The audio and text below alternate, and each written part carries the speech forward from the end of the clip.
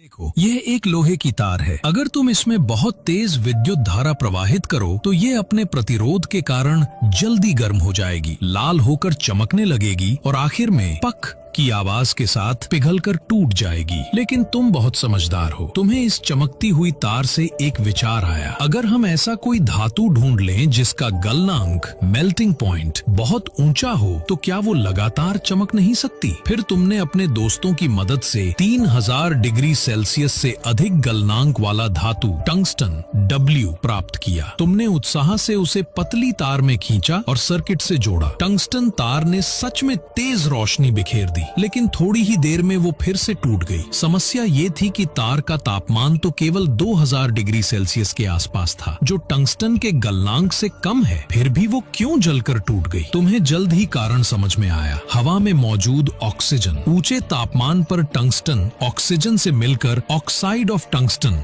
WO3 बनाता है, जो वाष्पित हो जाता है और इससे तार जल्दी ही क्षतिग्रस्त होकर टूट जाती है। फिर तुमने एक और शानदार उपाय सोचा। अगर टंगस्टन तार को कांच के गोले से ढककर उसके अंदर की हवा निकाल दी जाए और फिर उसमें निष्क्रिय गैस जैसे आर्गन या नाइट्रोजन भर दी जाए तो ऑक्सीजन से प्रतिक्रिया ही नहीं होगी। और हुआ भी यही। जब तुमने बिजली प्रवाहित की तो टंगस्टन तार स्थिर उज्जवल रोशनी के साथ चमकती रही। लेकिन एक नई दिक्कत आई। टंगस्टन की तार का प्रतिरोध बहुत कम था, इसलिए उसकी रोशनी पर्याप्त नहीं थी। तब तुमने और चतुराई दिखाई। तुमने तार को और पतला किया और उसे घुमावदार सर्पिल कॉइल रूप में बनाया। इससे उसका प्रतिरोध बढ़ा और रोशनी भी ज्यादा हुई। हालांकि 2500 डिग्री सेल्सियस की सफेद तप्त अवस्था में टंगस्टन मुलायम हो जाता था, इसलिए तुमने उसे सहारा देने के लिए कांच का एक स्तंभ सपोर्ट रॉड बनाया, जिसे तुमने फिलामेंट सपोर्ट या हृदय स्तंभ कहा। ये न केवल बिजली से इंसुलेट था, बल्कि तार को सहारा भी देता था और बल्ब के अंदरूनी हिस्से को पूरी तरह बंद रखता था। इस तरह तुम्हारे बुद्धिमान मस्तिष्क ने बल्ब इनकेंडेसेंट लैंप का आविष्कार किया। और एक जरूरी बात,